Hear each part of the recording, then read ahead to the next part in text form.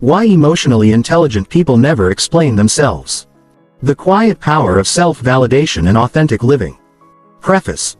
The quiet strength you've overlooked. There is a particular kind of person who walks into a room and does not announce their arrival. They do not list their accomplishments, justify their choices, or defend their preferences. If they decline an invitation, they simply say, "I can't make it," without a 5-minute monologue about why. If someone misunderstands them, they might smile and let the misunderstanding stand. They do not rush to clarify, correct, or convince. At first glance, they might seem aloof, even arrogant. But spend enough time with them, and you realize something else entirely. They are deeply secure, profoundly at peace, and remarkably emotionally intelligent. This book is about those people. More importantly, it is about the trait that defines their interactions. They never explain themselves. Not out of stubbornness, but out of a profound understanding of what truly serves connection, self-respect, and emotional well-being.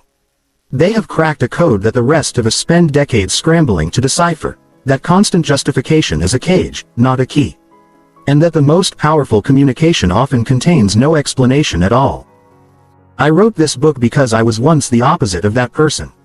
I was a chronic over-explainer. If I said no to a friend's request, I'd follow up with a paragraph about my schedule, my exhaustion, my guilt, and a promise to make it up to them. If someone challenged my opinion, I'd launch into a 10-minute defense, citing sources, personal experiences, and logical fallacies. If I made a mistake at work, I'd write an email so long and self-flagellating that my boss probably deleted it after the first sentence. I believed that if I just explained well enough, people would understand, approve, and love me. Instead, I found myself exhausted, resentful, and perpetually misunderstood. The turning point came when I observed a colleague, a woman named Sasha, handle a difficult situation. She was asked to take on a project that was clearly outside her scope and capacity. She looked the requester in the eye, said, "That doesn't work for me right now," and returned to her coffee. No excuses, no explanations. The requester blinked, nodded, and walked away. I was stunned. I would have agreed and then spent weeks complaining, or I would have crafted an elaborate excuse. Sasha simply declined, and her relationship with that person remained intact. Her boundaries were respected. Her stress level was unchanged. I approached her later and asked how she did it. She shrugged and said, "I don't owe him my reasons." No is a complete sentence. That phrase, "no is a complete sentence," became a seed. But this book is about far more than saying no. It is about the entire architecture of emotional intelligence that makes unapologetic authenticity possible. It's about why the most emotionally intelligent people have learned to stop explaining, and how you can too. This is not a book about becoming cold or indifferent. It's about becoming so solid in your own being that you no longer need to prop yourself up with words. It's about learning that the right people will understand you without exhaustive explanations, and that trying to make the wrong people understand is a waste of your life force. It's about discovering that silence can be an act of love, both for yourself and for others. Emotional intelligence, as defined by psychologists Peter Salovey and John Mayer, is the ability to perceive, understand, manage, and regulate emotions in oneself and others. Daniel Goleman later popularized the term, adding components like empathy, motivation, and social skills. At its core, emotional intelligence is a kind of literacy, the ability to read the emotional landscape and respond wisely. Over-explaining, we will see, is often a symptom of emotional illiteracy, an inability to tolerate discomfort, a misreading of social cues, a desperate attempt to control perceptions. The emotionally intelligent have transcended this. They know that their emotional state is their responsibility, and that they are not required to manage yours by over-explaining their every move. This book will guide you through the psychology of over-explanation, the mindset shift required to stop, the boundary-setting skills you need, and the communication techniques that replace defensiveness with quiet confidence. We'll explore relationships, leadership, and the deeper philosophy of authenticity. By the end, you'll understand not just why emotionally intelligent people never explain themselves, but how you can join their ranks and experience the profound relief that comes with it. This is an invitation to a quieter, more powerful way of being. Let's begin. Part 1. The Anatomy of Over-Explanation. Chapter 1. The Urge to Explain, a Universal Human Condition. To understand why emotionally intelligent people don't explain themselves, we must first understand why the rest of us do. The impulse to explain is nearly universal.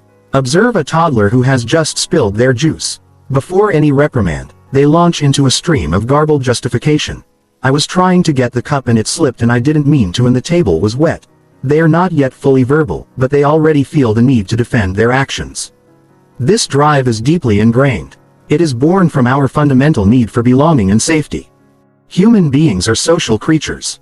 For millennia, survival depended on being part of a group. Exclusion from the tribe was effectively a death sentence.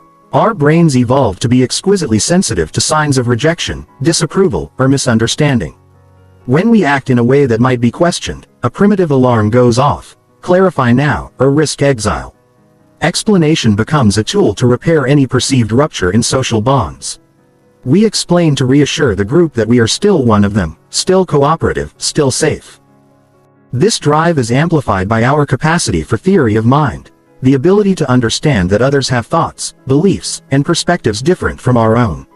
We realize that our internal intentions are invisible to others, so we try to make them visible through language. I didn't mean to hurt you, we say. Let me explain why I made that choice. In doing so, we hope to align our inner world with the outer perception. It's a beautiful and necessary aspect of human connection, in moderation. The problem arises when this urge becomes compulsive, when we explain not to connect but to protect, not to share but to defend. For many, the urge to explain is less about clarity and more about anxiety. It becomes a ritual to neutralize the discomfort of being seen imperfectly.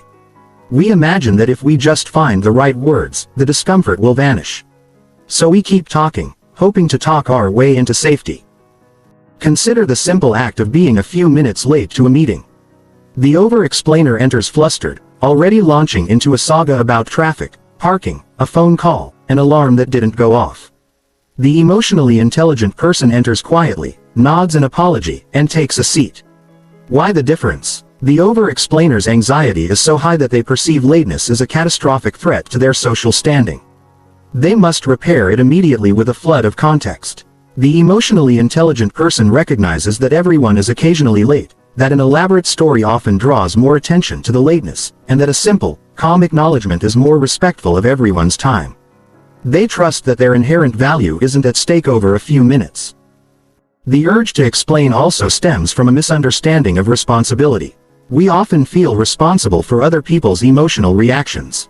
If we decline an invitation and the host is disappointed, we feel that we have caused that disappointment and must fix it by convincing them that our reason is valid. But we haven't caused it. Their expectation caused their disappointment. Our job is not to manage their expectations by offering a palatable excuse. Our job is to be honest and kind. The emotionally intelligent person understands this boundary. They do not take on the impossible burden of controlling how others feel. In the chapters ahead, we'll dissect the psychological mechanisms that drive over-explanation, from insecurity to people-pleasing. But first, let yourself recognize the ubiquity of this urge. Notice how often you feel the impulse to justify a simple preference, a boundary, or a mistake. Notice the tightening in your chest, the mental rehearsals, the relief when you finally get the explanation out. That relief is the hook. It teaches your brain that explaining equals safety. But it is a false safety, built on the shifting sands of others' opinions. Emotionally intelligent people have found a deeper safety, one that resides within. Chapter 2. The psychology behind over-explaining, insecurity, guilt, and the need for approval. If over-explanation is the symptom, what is the disease? The roots run deep, often into childhood experiences, personality structures, and learned coping mechanisms. At its core, over-explaining is a strategy to regulate self-worth by controlling external perception. When our internal sense of value is shaky, we look to others to stabilize it. Explanation becomes the currency we use to purchase approval. Insecurity is the most obvious culprit. People who are insecure about their decisions, their competence, or their likability feel a constant need to prove themselves. Every choice must be justified because they fear being judged as incompetent or wrong. A friend who chooses to stay home on a Friday night might explain to everyone, "I'm just so tired because work has been crazy, and I have this project due, and also I think I'm fighting off a cold." They are not simply stating their choice. They are mounting a defense against the imagined accusation of being boring, antisocial, or lazy. The irony is that the very act of over-explaining often signals insecurity more loudly than the choice itself. Guilt is another powerful driver. Some people have an overdeveloped sense of responsibility for others' feelings, leading to excessive guilt over any action that might disappoint. This guilt demands penance, and the penance is often a detailed explanation. By laying out their reasons, they hope to be absolved. "I'm so sorry I can't make it to your party. I feel terrible. I really wanted to come, but my mother-in-law is visiting, and we haven't seen her in months, and she'd be so hurt if I left." The explanation serves as a confession of a perceived sin. Emotionally intelligent people have learned to differentiate between healthy empathy and excessive guilt. They can care about someone's disappointment without feeling guilty for having legitimate needs. They offer a warm, "I'm sorry I'll miss it," and leave it there, trusting the other person to manage their own feelings. Need for approval ties these together. Many of us were raised in environments where approval was conditional on behavior. Love and acceptance had to be earned by being good, which often meant compliant, selfless, and always able to justify any deviation from expectations. As adults, we continue this pattern, seeking approval from bosses, partners, friends, and even strangers. We explain ourselves to demonstrate that we are still good, still worthy. The emotionally intelligent person has internalized a source of approval. They approve of themselves. This doesn't mean they don't care what others think, but their self-worth doesn't hinge on it. They can act in alignment with their values and accept that some will approve and some won't. Perfectionism also plays a role. Perfectionists strive to be above reproach, so they preempt criticism with exhaustive explanations. They leave no stone unturned in their justification, hoping to leave no room for judgment. Yet perfectionism is a trap, because no explanation is ever bulletproof. There is always another why. The perfectionist ends up in a spiral of elaboration, never feeling truly safe. Anxiety, particularly social anxiety, fuels the fire. The anxious brain is constantly scanning for threats, and the potential negative judgment of others is a major threat. Over-explaining becomes a compulsive behavior to reduce the anxiety spike. It's a form of mental compulsion. If I just clarify this one more thing, the anxiety will go away. It rarely does. The emotionally intelligent person has learned to sit with the discomfort of not being perfectly understood, to recognize the anxiety as a passing state rather than a command to speak. Finally, there is the phenomenon of trauma-induced over-explaining. Individuals who grew up in environments where they were frequently criticized, gaslit, or not believed may develop a habit of meticulous justification.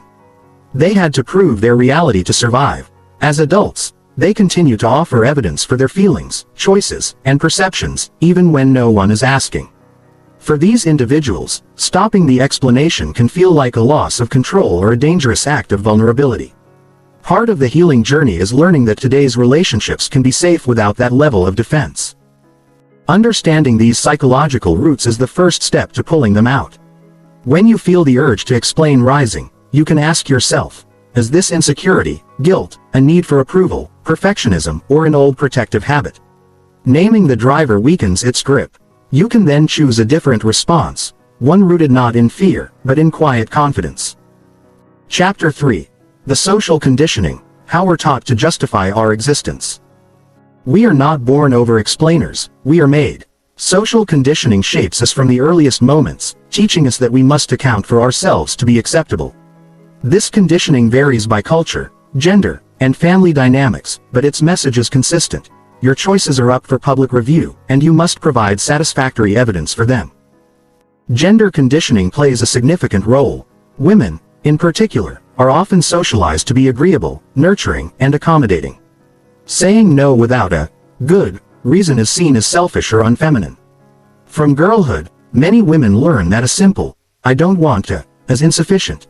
They must have a palatable excuse, a headache, a prior commitment, a family obligation. Boys are also conditioned, though differently. They may be taught that they must explain their failures to maintain a facade of competence and strength, while successes can be claimed without explanation. This double standard creates a culture where many women over-explain their boundaries and many men over-explain their shortcomings. Emotionally intelligent people, regardless of gender, recognize these scripts and consciously choose to step out of them. They understand that authenticity is not bound by gendered expectations. Cultural conditioning adds another layer. In collectivist cultures, where group harmony is prioritized, explaining oneself may be seen as a duty to the group, a way of showing that one's actions consider the collective. In individualist cultures, explanation might center on personal logic and rights. Both can tip into over-explanation when the individual feels they must constantly align their actions with external standards. Some families operate like mini-collectives, where any deviation from the norm must be justified to the family council. Children who grew up in such families often become adults who over-explain their life choices, still seeking the family's approval long after leaving home. Educational systems reinforce the need for justification. We are graded on how well we explain our reasoning in essays, lab reports, and debates. The skill of articulation is valued, which is good, but it often bleeds into a belief that any decision not accompanied by a logical argument is invalid. We learn to believe that emotions are not valid reasons, so we intellectualize our feelings into explanations. If we feel like skipping a social event, we can't just say, "I'm feeling drained," we must fabricate a logical reason. This training severs us from our intuitive selves. Emotional intelligence, in contrast, revalidates emotion as a legitimate guide. The emotionally intelligent person can say, "I'm not up for it tonight," with no further justification, because they know that their emotional state is a valid reason in itself. Workplace conditioning is a powerful reinforcer. In many jobs, you must justify your time, your budget, your decisions, and even your mistakes with meticulous explanations. This is functional and necessary for accountability. The problem is when this habit bleeds into personal life, where accountability to others is often voluntary. The emotionally intelligent person can compartmentalize. They provide thorough explanations where required by their role, but they do not feel compelled to justify their personal life to colleagues or friends as if they were a supervisor. Social media has intensified the perceived need to explain. Our lives are displayed, and every post, photo, or absence is subject to comment. Many people feel they must explain why they haven't posted, why they've changed their appearance, why they hold a certain opinion. The culture of the hot take and the thread encourages constant public justification. This environment trains us to feel that silence is suspicious, that a lack of explanation is a lack of accountability. Emotionally intelligent people often curtail their social media use or engage with it on their own terms, refusing to feed the beast of constant justification. They know that their life is not a public hearing. Family dynamics are perhaps the deepest conditioning. Children who were frequently asked, "Why did you do that?" in an accusatory tone learn to preempt accusations with explanations. Children who had to manage a parent's emotions learned to explain as a form of caretaking. Children whose boundaries were consistently ignored learned that only a strong enough justification would protect them. These patterns become the subconscious template for adult relationships. We recreate these dynamics, surrounding ourselves with people who demand explanations, because that feels familiar. Breaking free requires not only changing our own behavior but also reassessing the people we allow close. Recognizing these social scripts is liberating. You begin to see that the demand to explain is often not a genuine need for information but a social power play. When someone asks, "Why don't you want to go?" they may be genuinely curious, or they may be pressuring you to give a reason they can dismantle. The emotionally intelligent person can discern the difference and respond accordingly, either with openness or with a kind but firm boundary. They have stepped off the witness stand. Chapter 4. The Cost of Constant Justification, Emotional Drain, Erosion of Self-Worth. Over-explanation is not a harmless quirk. It extracts a heavy toll on mental health, relationships, and self-esteem. The costs are cumulative, often unnoticed until the damage is severe. Emotional drain is the most immediate consequence. Every explanation requires cognitive and emotional energy. The chronic over-explainer is in a near-constant state of mental rehearsal, crafting scripts for potential conversations, rehashing past interactions to see if they said too much or too little. This is exhausting. It leaves little bandwidth for creativity, spontaneity, or genuine connection. Many over-explainers report feeling burned out from social interactions, needing excessive alone time to recover from the performance of justification. The paradox is that they use that alone time to craft more explanations. It's a treadmill with no off switch. Erosion of self-worth follows. When you constantly justify yourself, you are implicitly sending a message to your psyche: my choices are not valid until others approve them. Over time, this erodes your internal sense of authority. You begin to doubt your own preferences unless you can argue for them convincingly. A simple desire like, "I want to spend Saturday alone," gets buried under layers of justification until you're not sure if it's a legitimate need or a selfish whim. Your self-trust crumbles. You look to others to tell you if your feelings are okay. Emotional intelligence is the opposite. It's trusting your emotional reality and using it as a compass, not a defendant's testimony. Relationship dysfunction is another cost. Paradoxically, over-explaining damages the very connections it seeks to protect. When you offer a long-winded excuse, you often provoke more questions and scrutiny. It can appear manipulative, as if you're trying to control the other person's perception through a flood of details. It can also burden the other person with emotional labor. They now feel they must respond to your explanation, reassure you, or manage your guilt. Healthy relationships thrive on honesty and simplicity. A simple, "I can't," is often more respectful than a dramatic saga that makes the other person feel guilty for asking. Furthermore, over-explaining can create an imbalance. You become the perpetual apologizer, the one who is always in the wrong, and that dynamic attracts people who like having the upper hand. Loss of authenticity is a deep, existential cost. When you craft explanations to satisfy others, you gradually lose touch with what you actually think and feel. You become a persona designed for public consumption. The distance between your inner self and your outer expression widens, leading to a sense of hollowness, of not being known. You may achieve approval, but it's approval for a curated version of you, not the real you. This disconnection is a root cause of depression and anxiety for many. The emotionally intelligent person prioritizes inner congruence. They would rather be disliked for who they are than loved for who they are not, and that means dropping the endless performance of justification.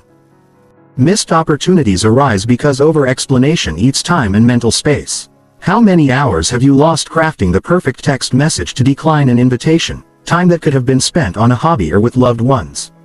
How many decisions did you avoid making because the thought of explaining them was too overwhelming? How many times did you say yes to something you didn't want because it was easier than explaining a no? The cumulative effect is a life that is smaller, more constrained, and less aligned with your true desires. Conflict escalation is another hidden cost. Over-explaining in a conflict often adds fuel. When you defend your position at length, you invite the other person to critique your logic, prolonging the argument. A simple statement of feeling or boundary can de-escalate. "I'm not okay with that. I see it differently, and I'm not going to argue about it." Emotionally intelligent people know that not every disagreement needs a resolution, and certainly not through exhaustive debate. They protect their peace by choosing not to engage in justification battles. The pathologizing of normal human behavior is a cultural cost. When we collectively demand explanations for everyday choices, we pathologize normal autonomy. A woman who doesn't want children is pressed for reasons. A man who quits a high-paying job to pursue art must defend his sanity. A person who declines a drink at a party is asked, "Why, are you pregnant or an alcoholic?" This constant inquisition forces people into boxes, stifling diversity and individuality. By refusing to explain, emotionally intelligent people push back against this cultural pathology. They model the radical notion that a person's choices are their own, and curiosity does not entitle one to an answer. To be clear, there is a place for explanation in human interaction. Sharing the why behind your actions can build intimacy, foster understanding, and coordinate efforts. The distinction is one of compulsion versus choice. The emotionally intelligent person can explain when it serves a purpose, but they are never compelled to. They have broken the addiction to justification and, in doing so, reclaimed vast reserves of energy and peace. Part 2. The Emotionally Intelligent Mindset. Chapter 5. The Foundation, Emotional Self-Awareness. Before you can stop explaining yourself, you must know yourself. Emotional self-awareness is the bedrock of emotional intelligence and the prerequisite for authentic, unapologetic living. It is the ability to recognize and understand your own emotions as they arise, to name them accurately, and to discern their sources. Without this skill, your need to explain is often a desperate attempt to figure out what you feel by talking it through with others. You're not just explaining to them, you're explaining to yourself, seeking external validation because your internal signal is weak. Developing emotional self-awareness is a practice of turning inward with curiosity and without judgment. It means asking, "What am I feeling right now?" multiple times a day. The answer is often not a simple, "sad," or "happy." but a complex blend. I feel a tightness in my chest, which might be anxiety, mixed with a heaviness that feels like disappointment, and underneath that, a tinge of guilt. The more granular your emotional vocabulary, the more precisely you can understand yourself. This precision is empowering. When you know exactly what you feel and why, the urge to explain it to others diminishes because you already have clarity. You no longer need to process out loud. Self-awareness also involves recognizing your emotional triggers, the situations, people, or topics that reliably provoke strong emotional reactions. If you know that criticism from authority figures sends you into a spiral of defensiveness, you can prepare for that. When the trigger fires, you can recognize, there's my trigger, and choose a response rather than reactively launching into a defensive explanation. This meta-awareness, the ability to observe your emotions without being consumed by them, is a hallmark of the emotionally intelligent. Understanding the difference between primary and secondary emotions is crucial. Primary emotions are the immediate, often vulnerable feelings: hurt, fear, sadness. Secondary emotions are reactions to those primary feelings, often more defensive: anger, resentment, blame. Over-explanation often arises from secondary emotions. You feel hurt that a friend criticized you, but instead of acknowledging the hurt, you feel angry and launch into a detailed defense. The explanation serves to mask the vulnerability. By developing the awareness to reach the primary emotion, you can address the real need, perhaps to express hurt calmly, or to simply acknowledge it to yourself and let it pass. You no longer need the smoke screen of justification. Body awareness is an essential part of emotional self-awareness. Emotions are physiological events. Anxiety might show up as a racing heart or sweaty palms. Anger is a hot flush. Sadness is a heaviness in the limbs. Before you have the conscious thought, "I need to explain myself," your body has already signaled discomfort.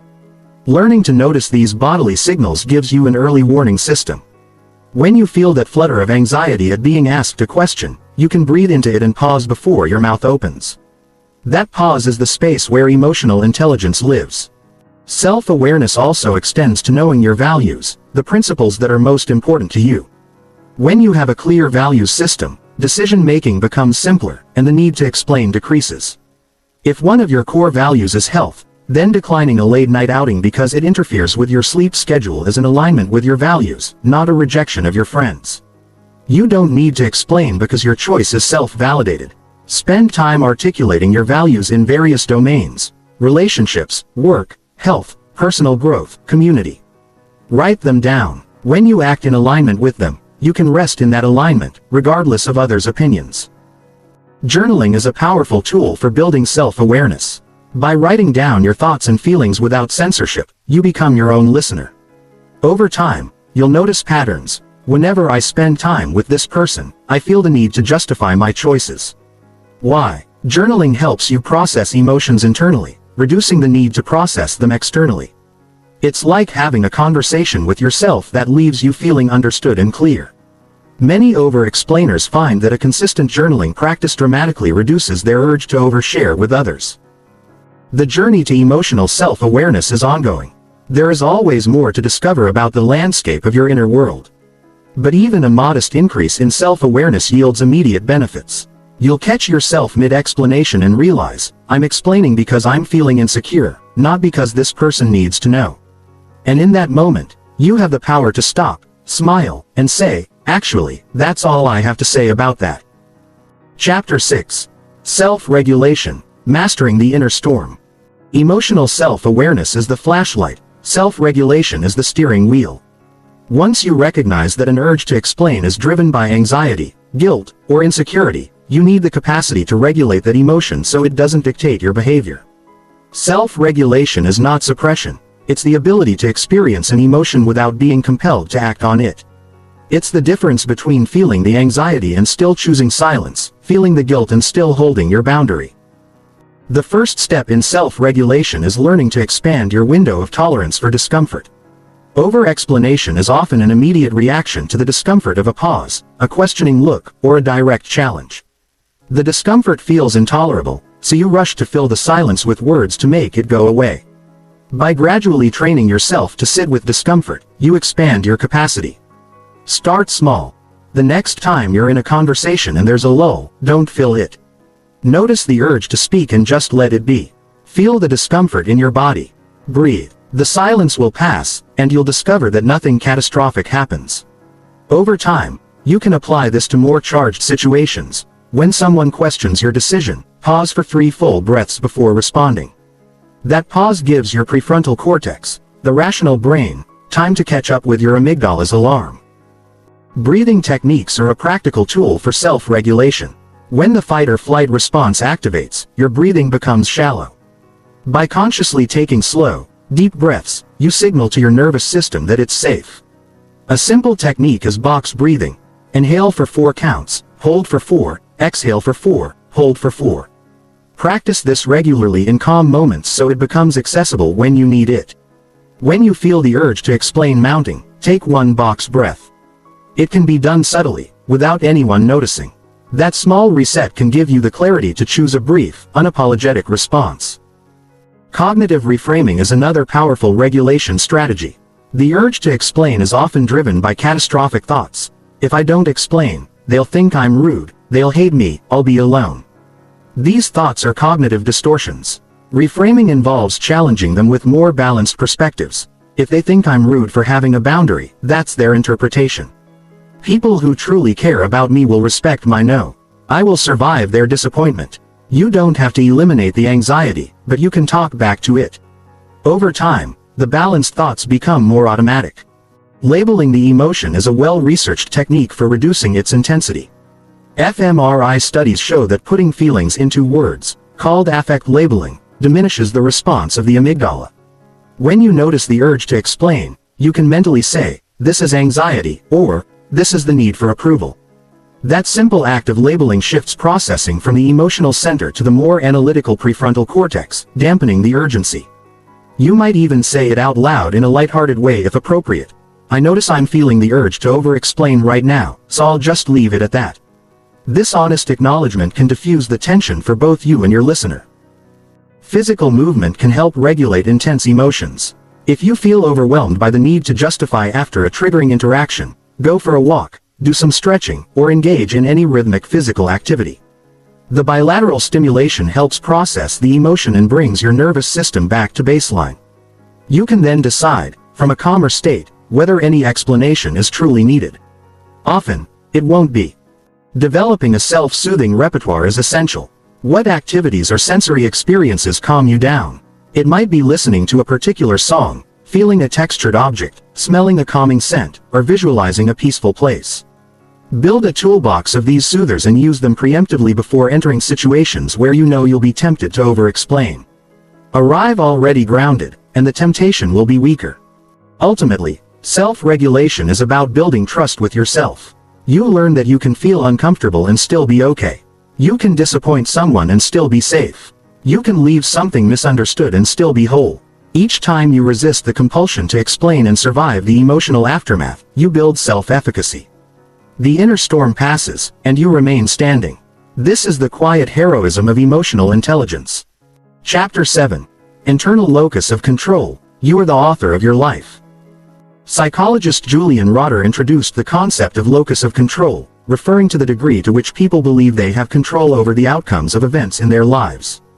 An internal locus of control is the belief that your actions, decisions, and efforts largely determine your life path. An external locus of control is the belief that outside forces, luck, fate, other people, are primarily responsible. Emotionally intelligent people tend to have a strong internal locus of control, and this profoundly affects their relationship with explanation. When you have an internal locus of control, you take responsibility for your choices and their consequences. You don't feel the need to blame circumstances or other people when things go wrong. This means that when you make a decision, you own it fully. You don't need to justify it by pointing to external factors because you recognize that you are the ultimate source of the decision. A simple, "I chose to do this," replaces, "I had to because of X, Y, Z." This ownership is powerful and eliminates the defensive posture of explanation. Over-explainers often operate from an external locus of control. They feel at the mercy of others' opinions, bosses' demands, society's expectations. Their explanations are attempts to manage these external forces. "I have to say no because my schedule is controlled by my boss, my family, my health, They present themselves as passive victims of circumstance, which may seem like a good excuse but actually reinforces a sense of powerlessness. The emotionally intelligent person with an internal locus says, "I'm choosing to say no because I'm prioritizing my time." They are the agent, not the victim. Developing an internal locus of control is a mindset shift. It begins with language. Pay attention to how you phrase things. Replace "I have to" with "I choose to" or "I will." Even when external constraints are real, you always have a choice in how you respond. Instead of "I can't come because I have to work," try "I'm choosing to prioritize work tonight, so I won't be there." This phrasing acknowledges your agency. It may feel uncomfortable at first, but it's authentic. And it requires no elaborate justification, because you've stated a clear, self-authored reason. Another key aspect is learning to differentiate between what is within your control and what is not. You cannot control how others perceive you, whether they approve or whether they understand. You can control your actions, your words, and your internal response. Over-explanation is an attempt to control the uncontrollable, to force someone to see things your way. Emotionally intelligent people focus their energy on what they can control, their own integrity. They let go of the rest. This is not passive resignation, it's strategic energy management. Taking radical responsibility for your emotions is part of this. Instead of saying, "You made me feel guilty," you can say, "I feel guilty when you say that, and I'm responsible for handling that guilt." This prevents the blame justification cycle. If you own your feeling, you don't need the other person to absolve you. You can process it on your own. This reduces the impulse to explain as a way of offloading emotional responsibility. An internal locus of control also fosters resilience. When you believe your actions matter, you're more likely to learn from mistakes rather than defend them. If a project fails, the over-explainer might create a detailed account of all the external obstacles to prove it wasn't their fault. The emotionally intelligent person says, "Here's where I went wrong, and here's what I'll do differently." They might explain for the purpose of learning and collaboration, but not to shift blame. This is a mature, non-defensive stance that builds trust and respect. Cultivating this mindset involves celebrating your agency. Each day, note the choices you made, big and small, and acknowledge that you were the one who made them. Even on a day full of external demands, you chose how to respond. This practice builds the muscle of internal control. Over time, you'll feel less buffeted by the world and more grounded in your own authority. And from that grounded place, the need to explain yourself fades, because you are no longer a leaf in the wind, but a tree with deep roots. Chapter 8. Radical Acceptance. Letting go of the need to be understood. One of the deepest sources of over-explanation is the longing to be understood. It's a fundamental human desire. We want others to see our intentions, appreciate our reasoning, and affirm our perspective. When they don't, we feel a profound sense of disconnection and injustice. This drives us to explain more, to bridge the gap, to finally make them get it. But the painful truth is that complete understanding from others is rare, and sometimes impossible. Radical acceptance of this fact is a cornerstone of the emotionally intelligent person's peace. Radical acceptance, a concept from dialectical behavior therapy, means fully accepting reality as it is, without judgment or resistance. It doesn't mean you like it or approve of it, it means you stop fighting the fact of it. In the context of communication, radical acceptance means accepting that some people will misunderstand you, some will project their own issues onto you, some will never get it, and that is okay. Your need to be understood does not obligate the universe to provide understanding. You can let go of the exhausting campaign. The emotionally intelligent person differentiates between the desire to be understood, which is healthy, and the need to be understood, which is a dependency. They are open to being understood when it happens naturally, but they do not hinge their emotional stability on it. They know that their own understanding of themselves is sufficient. This self-validation is a superpower. When you are your own primary witness, the failure of others to grasp your reality is disappointing but not devastating. You can say to yourself, "I know why I did what I did. I know my heart." That's enough. Letting go of the need to be understood involves grieving the fantasy of perfect connection. Many of us carry a childhood longing for a parent who completely understood us, and we project that onto adult relationships. We seek the one person who will get us without any effort. When we don't find that, or when even our closest loved ones fail, we feel an urgent need to explain to bridge the gap. But part of maturity is accepting that even the most intimate relationships involve two separate minds. Misunderstanding is inevitable. The goal is not to eliminate it but to navigate it with grace. Sometimes the most loving thing is to let a misunderstanding stand, knowing that the relationship is bigger than any single point of alignment. Practical ways to cultivate radical acceptance include mindfulness and cognitive reframing. When someone misunderstands you, notice the urge to explain. Then, mentally say, they have their perspective, and I have mine. Both are shaped by a lifetime of experience. It's okay that they don't see it my way. Allow the discomfort to be there without acting on it. Visualize the misunderstanding as a small cloud passing through the sky of your relationship, temporary and not the whole sky. Another practice is the self-compassion break, developed by Kristen Neff. When you feel the sting of being misunderstood, place a hand on your heart and say to yourself, this is a moment of suffering. It's hard to feel misunderstood. May I be kind to myself. May I remember that I am still worthy, even when others don't understand. This self-soothing reduces the desperation to seek validation externally. Radical acceptance also applies to the past. Many over-explainers are haunted by past interactions where they feel they were unfairly judged. They replay the conversations, crafting the perfect explanation they wish they'd given. This is a form of torment. Radical acceptance says, that conversation happened the way it happened. I can't change it, I release it. This doesn't mean you condone any unfairness, but you stop fighting reality. You stop trying to win the argument in your head. The mental energy freed up is substantial. Finally, radical acceptance extends to the fact that some people will use your silence against you. If you stop explaining, some will accuse you of being evasive, cold, or guilty. Accept this. You cannot control their narrative. You can only live your integrity. The emotionally intelligent person understands that their reputation is not in their hands, but in the minds of others, and those minds are beyond their jurisdiction. This acceptance is not weakness, it's a profound strength. It's the strength to stand alone, if necessary, in the quiet certainty of your own truth. Part 3. Boundaries and the Art of Not Explaining. Chapter 9. The Invisible Shield. What are boundaries really? Boundaries are often misunderstood as walls that keep people out. In reality, healthy boundaries are more like gates. You control when they open, to whom, and under what conditions. They are the limits you set to protect your emotional, physical, and mental well-being. For the emotionally intelligent person, boundaries are the primary tool that eliminates the need to explain, because boundaries themselves do the explaining. A well-set boundary communicates everything necessary without a single justificatory word. The core principle of a boundary is that it defines what you will and will not accept, do, or engage in. It's not about controlling others, it's about controlling your own participation. I will not discuss my personal finances, is a boundary. I will not tolerate yelling in a conversation, is a boundary. I am not available after 8 p.m., is a boundary. Notice that these statements do not explain why. They simply state the limit. The why is your business. You might share it as a gift in an intimate relationship, but you are never required to. Many people over-explain because they confuse boundaries with walls and fear that setting a boundary without explanation will seem hostile. They think a boundary must be justified by a compelling reason to be legitimate.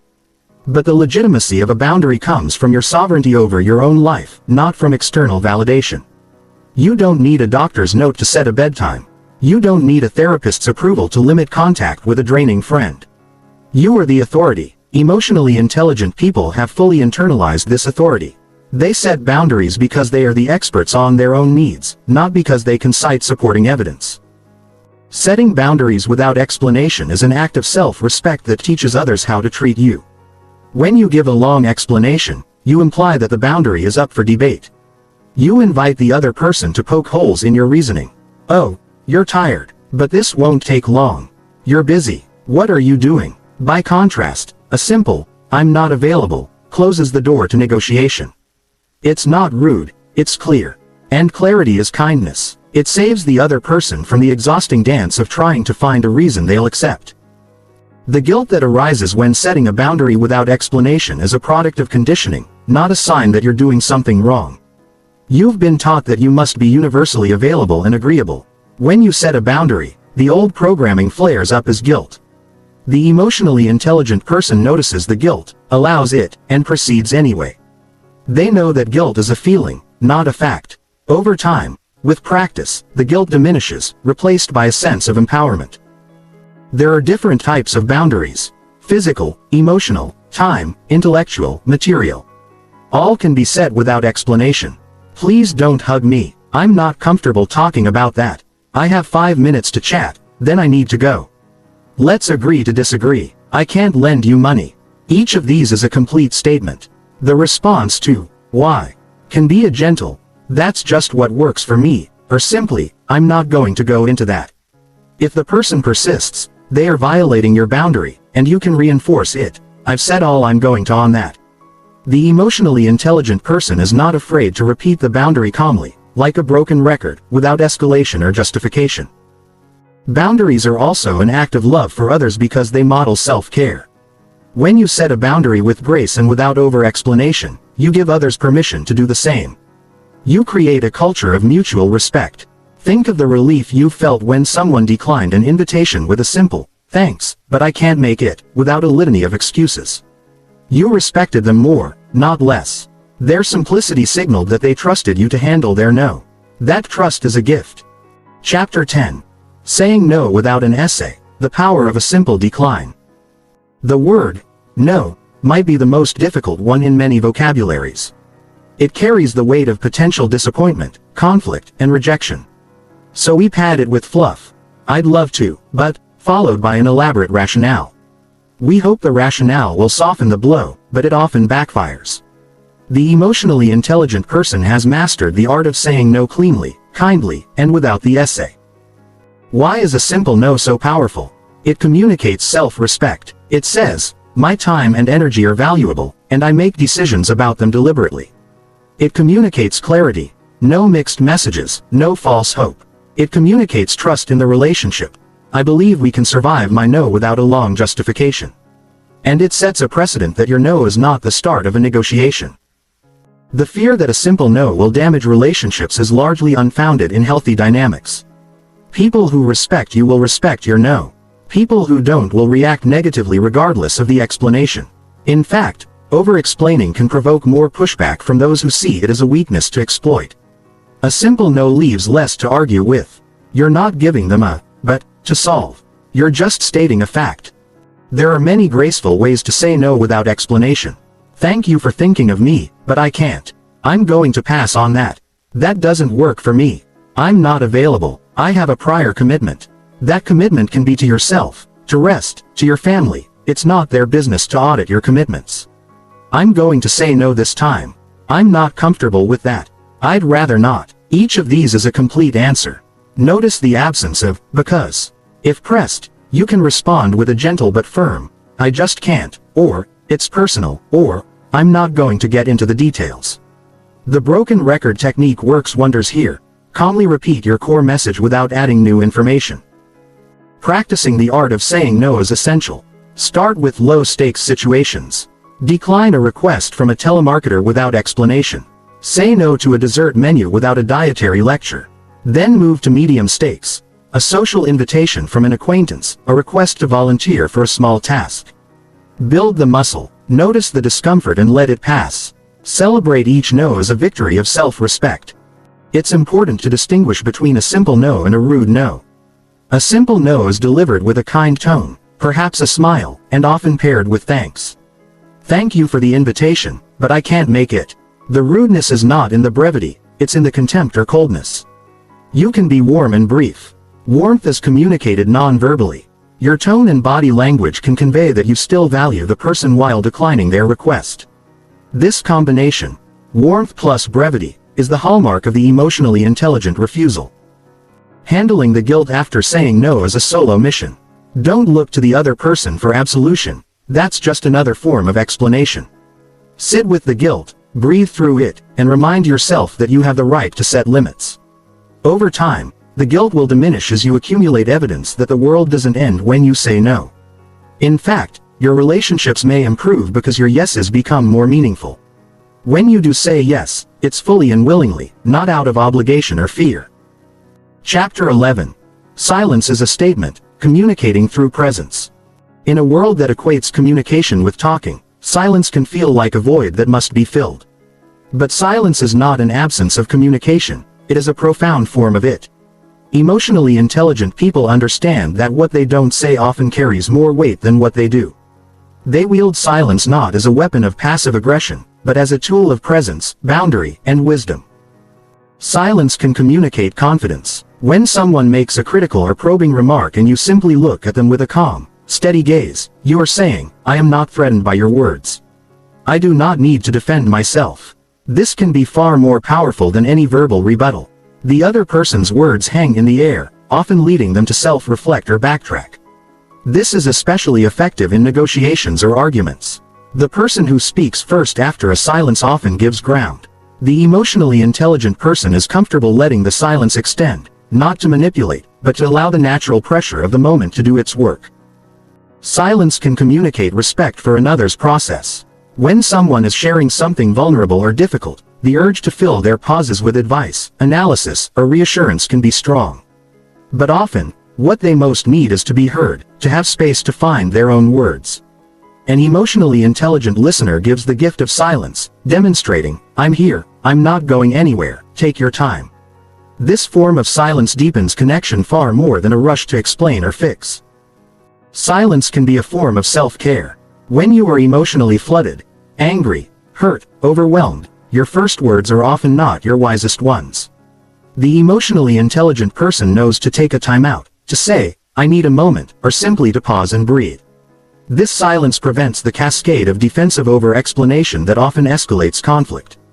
It's a circuit breaker. In that silence, you can reconnect with your emotional self-awareness and choose a response rather than react. There is a difference between constructive silence and the silent treatment. The silent treatment is a punishment, a withdrawal of connection meant to manipulate. Constructive silence is communicated with open body language and a clear intent, not to harm but to create space. You can even verbalize the silence. "I'm taking a moment to gather my thoughts," or, "I don't have a response right now, and that's okay." This transparency ensures the silence is not misinterpreted as stonewalling.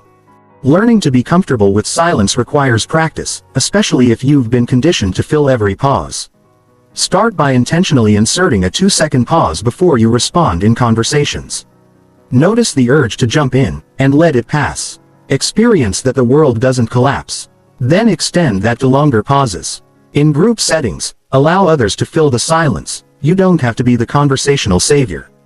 This practice will gradually rewire your brain's association between silence and danger. Silence also functions as a boundary keeper. When someone asks an intrusive question, silence can be your answer. A raised eyebrow and a pause can communicate, "That's not something I'm going to discuss," without a single word. This is especially powerful because it puts the onus back on the asker to recognize their own breach of etiquette. Many people will fill the silence with a retraction. "Sorry, that's none of my business." You've held your boundary without a fight. Ultimately, silence is a return to a more natural state. Before we learn to over-explain, we simply were. Infants communicate their needs without elaborate justification. Somewhere along the way, we lost that primal confidence. Reclaiming silence is reclaiming a piece of that original self-possession. Chapter 12. Disagreeing without defending, intellectual and emotional autonomy. Disagreement is one of the most common triggers for over-explanation. When someone challenges our beliefs, choices, or perspectives, a primal defense mechanism kicks in. We feel that our reality is under attack, and we must defend it with facts, logic, and passionate rhetoric. The emotionally intelligent person has learned to disagree without defending, maintaining both the relationship and their own peace. Defending a belief often stems from a confusion between self and idea. If I hold a political view and you challenge it, I may feel that you are challenging me, my intelligence, my character, my tribe. This personalization makes me dig in and explain furiously. But in reality, my beliefs are things I hold, not who I am. I can examine them, discard them, or hold them loosely without my very identity being threatened. This detachment is not about being wishy-washy, it's about having the security to say, "That's an interesting perspective. I see it differently," and leave it there. You don't need to convert the other person to validate your own view. Emotionally intelligent people practice intellectual humility. They recognize that their perspective is limited, shaped by their unique experiences and biases. They are open to learning and admit when they're wrong. This doesn't mean they don't have convictions, it means they hold their convictions with an open hand. When disagreed with, they get curious rather than defensive. What leads you to that conclusion? Is a response that opens dialogue without a hint of justification. You're not defending your view, you're exploring theirs. Often, through this exploration, they end up understanding you better, and you might find common ground or simply agree to disagree, without a single defensive word. The phrase, "I can understand why you might see it that way," is a disarming tool. It validates the other person's perspective without agreeing with it, and it requires no explanation of your own stance. It's a conversational gift that lowers the temperature. Similarly, "That hasn't been my experience," is a simple, non-defensive way to offer a differing view. It's personal testimony, not a universal argument. You're not explaining why you're right, you're simply sharing your experience. Another powerful approach is to state your boundary around the topic. "I don't really want to get into a debate about this right now. I value our relationship too much to let this become an argument." This is a meta-statement that protects the connection while shutting down the disagreement. It's not an explanation of your stance, it's an explanation of your relational priority. Emotionally intelligent people know that preserving a relationship is often more important than winning a point. Handling unsolicited advice or criticism is a frequent arena for this skill. When someone tells you what you should do or critiques your choice, the instinct is to justify why you're doing it your way. Instead, you can simply say, "Thank you for that perspective," or, "I'll take that into consideration." You've acknowledged them without engaging in a defense. You can also use the smile and nod if the criticism is trivial. Your inner peace is worth more than correcting every misinformed opinion. There is profound freedom in realizing that you don't have to attend every argument you're invited to. Not every disagreement requires your engagement. You can simply choose not to participate. When you defend, you give the other person power over your emotional state. When you decline to defend, you retain your autonomy. You say, "Through your non-engagement, my position is not up for a public hearing." This is not arrogance, it's healthy self-differentiation. Part 4. Communication Beyond Words. Chapter 13. The Body Speaks, Non-Verbal Confidence. Before you ever utter a word, your body has already spoken. Research by Albert Mehrabian suggested that in communication of feelings, the majority of meaning is conveyed through non-verbal channels: facial expression, tone of voice, posture, gestures. For the emotionally intelligent person, mastering non-verbal communication is essential to the art of not explaining. When your body radiates calm, grounded confidence, the need for verbal justification diminishes. Your presence alone conveys that you are comfortable with your choices. Consider posture. A person who over-explains often has a forward-leaning, almost pleading posture. Their shoulders might be hunched, their hands gesturing anxiously as if trying to physically pull understanding from the listener. In contrast, the emotionally intelligent person often stands or sits with an open, upright posture. Their shoulders are back and relaxed, their spine straight but not rigid. This posture signals self-assurance. It communicates, "I am secure in what I am about to say, and I do not need to convince you." Practicing this posture in everyday situations can actually feed back into your internal state.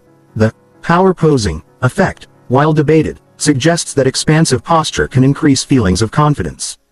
Even if the effect is small, it's a reminder that your body influences your mind. Eye contact is another powerful tool.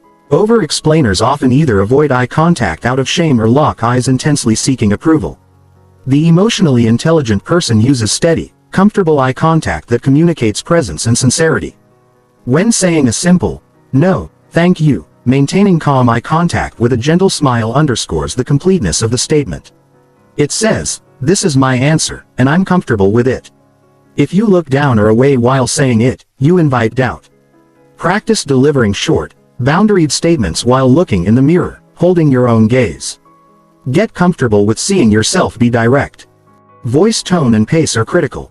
Over-explanation often comes with a rushed, high-pitched, or wavering tone, as if the speaker is racing to get the justification out before being cut off. The emotionally intelligent person speaks with a calm, measured, and resonant tone. They don't rush. They aren't afraid of pauses. Their voice conveys that they believe what they're saying is sufficient. A simple technique is to consciously lower your voice slightly and slow down your rate of speech when delivering a boundary. This doesn't mean becoming monotone. It means removing the note of pleading or defensiveness. Record yourself practicing simple declines and listen back. Hear the tone and adjust until it sounds grounded.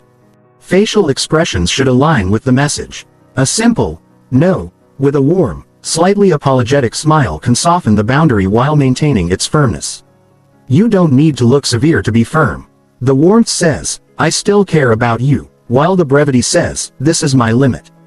Incongruence, like saying no while grimacing or looking terrified, undermines the message.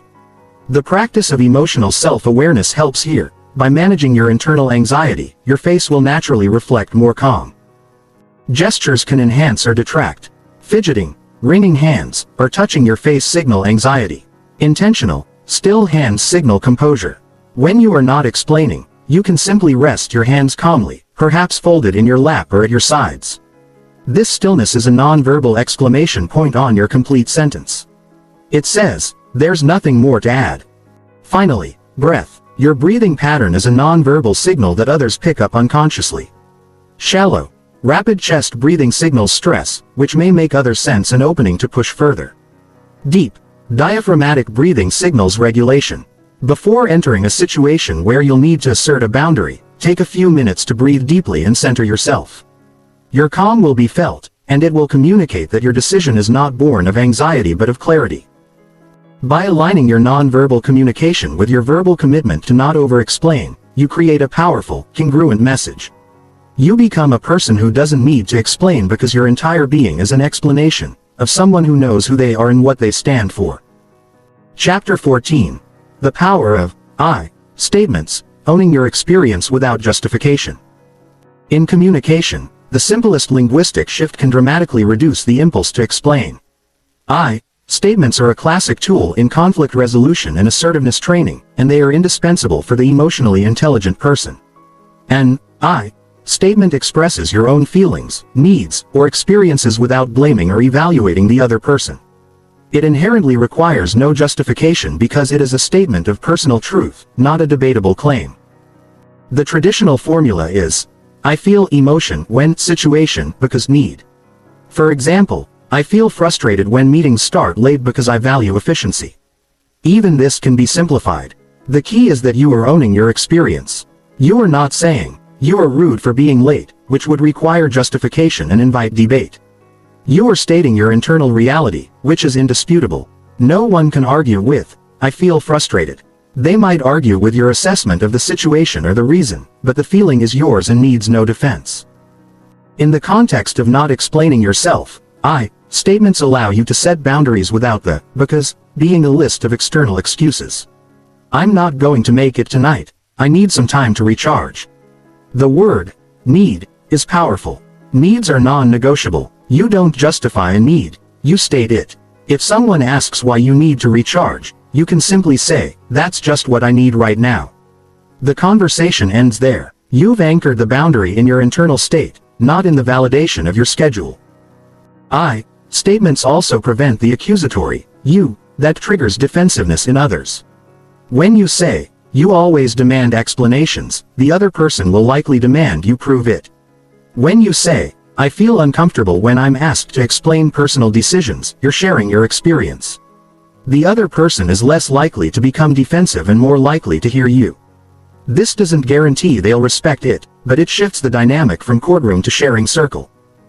Using I statements to express decisions without over-explaining takes practice.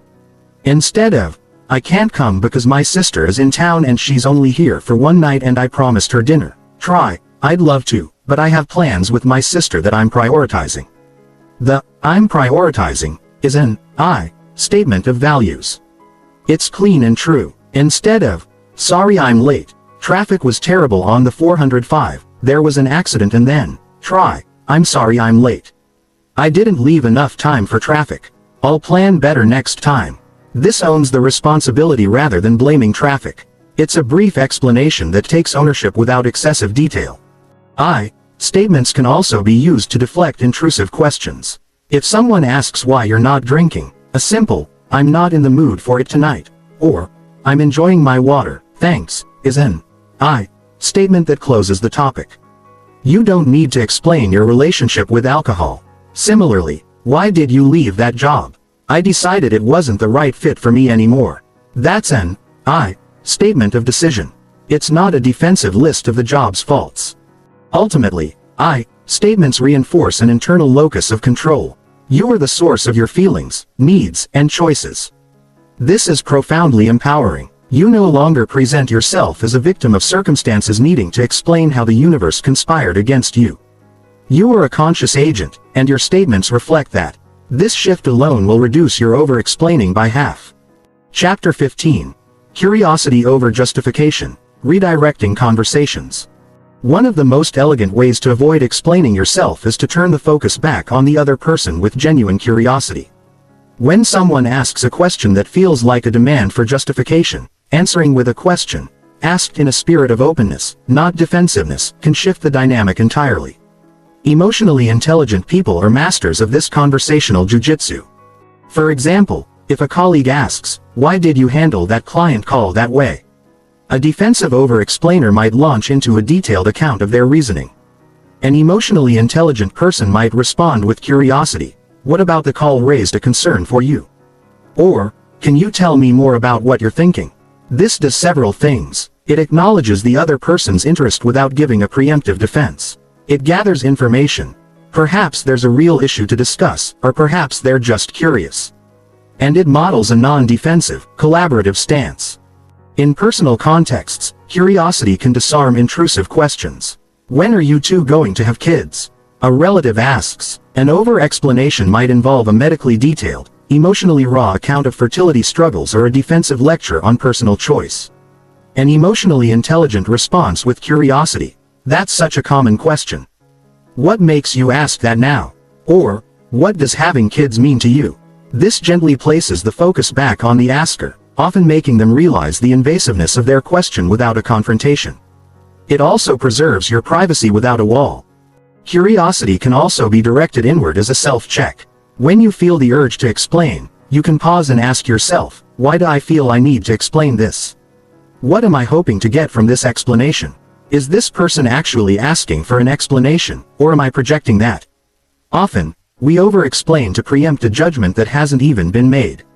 Curiosity about your own motivation can interrupt the compulsion. Another curiosity technique is the "tell me more" response to criticism. If someone says, "I think you made a mistake," instead of defending, you can say, "I'm interested to hear your perspective. Can you tell me more about what you're seeing?" This invites elaboration that might reveal useful feedback or, conversely, reveal that the criticism is baseless. Either way, you haven't wasted energy on a defense. You've stayed open and curious, which is a position of strength. Curiosity is also the engine of genuine understanding in relationships. When you replace explanation with questions, you learn more about the other person's world. You might discover that their demand for an explanation comes from their own anxiety, not your actions. "It sounds like my saying no brings up some worry for you. Can we talk about that?" This shifts the conversation from your defense to their emotional process. It's a generous move that deepens connection. The key is that the curiosity must be genuine, not a manipulative tactic. If you're asking questions with a sarcastic edge or to deflect permanently, it will feel like an evasion. But if you're truly curious, the other person will often feel heard and disarmed, even if you never answer their original question. You've communicated that you care about the relationship, which is often what the demand for an explanation was really about in the first place. Chapter 16. Listening is the ultimate non-explanation. Listening is the silent partner of not explaining.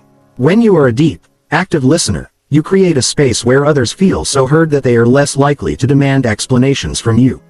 Moreover, listening itself can be your response, a way of showing you understand their concern without verbally justifying yourself. Emotionally intelligent people are exceptional listeners, and this skill is central to their ability to avoid over-explaining.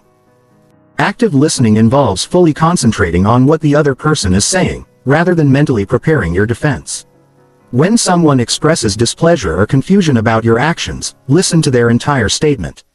Nod, maintain eye contact, and use minimal encouragers like, I see, or, go on. Often, they just need to vent or feel acknowledged. Once they've finished, you might simply say, "I hear you," or, "Thank you for sharing that with me." You've acknowledged their perspective without agreeing or disagreeing, and crucially, without explaining yours. This can be remarkably satisfying for the other person and disorienting in a good way. They expected a fight and instead received a witness. Reflective listening takes this further. You paraphrase what you heard to confirm understanding. So it sounds like when I canceled our plans, you felt hurt and unimportant. By reflecting their feelings, you show empathy. This often de-escalates the situation immediately. The person feels seen, and their demand for an explanation may dissolve. They might even say, "Well, yeah, but I get that things come up." You've allowed them to arrive at understanding on their own, without your having to explain. Listening also buys you time. When someone asks a loaded question, instead of reacting, you can simply pause and listen, to them, and to yourself. That pause allows your emotional brain to settle. You can then choose a brief response or ask a clarifying question. The act of listening internally to your own emotional state is part of this. What am I feeling right now? What is the wisest response? This internal listening is the essence of emotional intelligence. Being a good listener builds trust capital. When people feel consistently heard by you, they are more likely to give you the benefit of the doubt when you set a boundary or act in a way they don't understand. They think, well, I don't get it, but this person always listens to me, so I trust there's a good reason. Your reputation as a listener precedes you and reduces the need to explain. Listening also models the behavior you wish to see. By not jumping to conclusions or demanding justifications from others, you create a reciprocal expectation. Over time, the people in your life learn that you won't grill them about their choices, and they tend to extend the same courtesy. The culture of the relationship shifts from a courtroom to a sanctuary. Finally, listening to silence, both your own and others, is a profound practice. When you've said your simple piece and there's silence, listen to it. Don't rush to fill it with more words. That silence might be the other person processing, respecting your boundary, or simply experiencing the unusual sensation of a complete sentence. Let the silence do its work. In that silence, you are communicating more than any explanation could. I am at peace with my words, and I am at peace with you. Part 5. Relationships without the need to explain. Chapter 17. Intimacy without justification. Trusting those who truly know you. In close relationships, romantic partners, dear friends, family, the dance of explanation can be either a source of deep connection or a minefield of resentment. Emotionally intelligent people navigate intimacy with a radical trust that those who truly know and love them do not require constant justification. They cultivate relationships where their character is known, so their individual actions need little defense. The foundation of such relationships is a track record of integrity. When you consistently act in alignment with your values, your loved ones come to trust your judgment. They may not always understand a specific choice, but they trust you. This trust is built over time, and it is the ultimate immunity from having to explain. If your partner knows you prioritize honesty, then when you say, "I need a quiet night," they trust it's true, not a cover for something else. If your friend knows you are loyal, your inability to attend their event is assumed to be a genuine conflict, not a slight. This trust is earned, but it is also chosen. You choose to be with people who extend it. Vulnerability without over-explanation is a key skill. There is a difference between sharing your inner world as an act of intimacy and doing so as a defensive move. Intimate sharing sounds like, "I'm feeling really overwhelmed with work, and I'd love your support."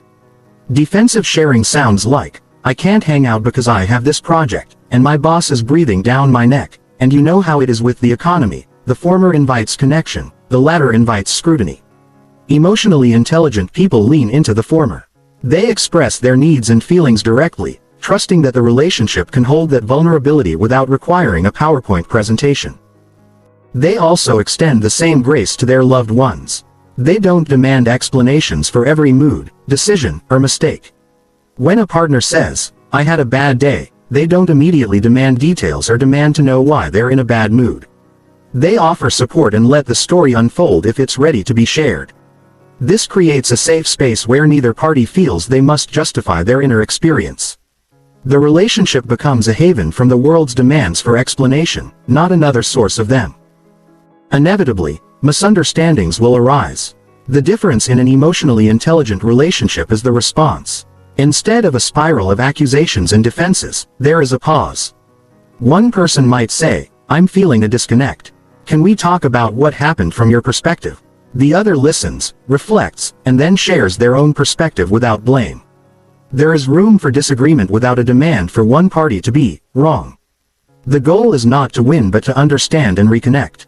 In such a dynamic, over-explanation is unnecessary because the intention to be fair and loving is assumed. Trusting those who know you also means allowing them to see your inconsistencies without demanding you explain them. You are a complex human, and you will sometimes act in ways that surprise even yourself. In a secure relationship, you can say, "I'm not sure why I did that. I'm trying to figure it out." That's honest and requires no fake explanation. The emotionally intelligent person is comfortable saying, "I don't know," to a loved one. This vulnerability is a testament to the strength of the bond.